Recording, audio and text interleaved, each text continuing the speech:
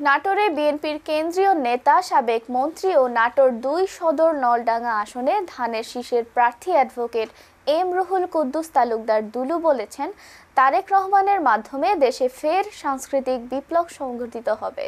শনিবার ২৭ ডিসেম্বর আলাইপুর জেলা বিএনপির কার্যালয়ের সামনে জাসাসের ৪৭তম প্রতিষ্ঠা বার্ষিকী উপলক্ষে আয়োজিত র্যালি ও সমাবেশে প্রধান অতিথির বক্তব্যে দুলু এসব কথা বলেন। তিনি বলেন, দীর্ঘদিন ধরে প্রতিবেশী রাষ্ট্রের প্রভাবে বাংলাদেশের নিজস্ব গান বাজনা ও সাংস্কৃতিক ঐতিহ্য ক্ষতিগ্রস্ত হচ্ছে। পরিকল্পিতভাবে দেশের সংস্কৃতিকে নাশের পথে ঠেলে দেওয়া হচ্ছে। তবে এবার তারেক রহমানের নেতৃত্বে হারানো সংস্কৃতি পুনরুদ্ধার সম্ভব হবে বলে আশাবাদ ব্যক্ত করেছেন দুলু।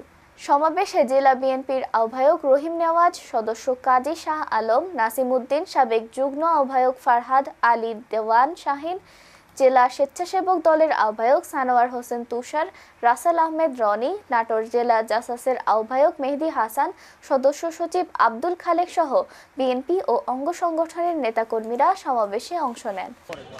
এবং সামনে উপবিষ্ট দুজনের সভাপতি, কেন্দ্রের সভাপতি এবং সেক্রেটারি। বাংলাদেশের সাংস্কৃতিক বিপ্লব আগামী দিনে যে সংস্কৃতিকে, বাংলাদেশের সংস্কৃতিকে যারা ধ্বংস করেছে পার্শ্ববর্তী রাষ্ট্র ভারত, বাংলাদেশের এই কালচার, বাংলাদেশের এই গান বাজনা, আমাদের এই সংস্কৃতিকে একেবারে নিশ্চিহ্ন করেছে। আমি আপনাদের বলতে চাই, আমাদের নেতা তারেক রহমানের মাধ্যমে বাংলাদেশের সাংস্কৃতিক বিপ্লব আবার ঘটবে ইনশাআল্লাহ। বাংলাদেশের সংস্কৃতি আগামী দিনে বাংলাদেশি সংস্কৃতি, এই গান বাজনা, এই সকল সংস্কৃতি এই তারেক রহমানের নেতৃত্বে আবার এই দেশের মানুষ ফেরত পাবে বলে আমি আপনাদেরকে আশ্বস্ত করছি।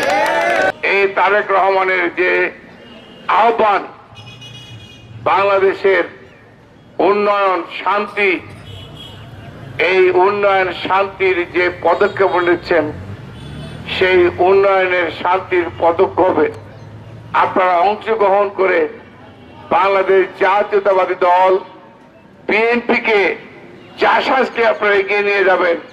এটাই হচ্ছে আজকে আপনাদের কাছে আমার আহ্বান।